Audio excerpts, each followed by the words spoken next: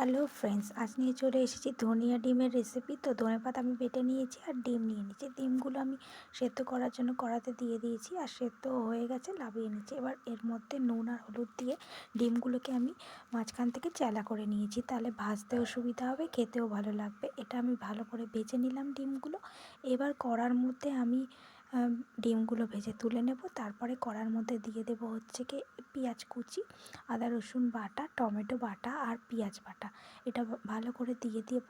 আর তার মধ্যে মশলা দিয়ে দেব, তেজপাতা, নুন, হলুদ, লঙ্কা সব কিছুই দিয়ে দেবো। দিয়ে ভালো করে এটা কষিয়ে নেব।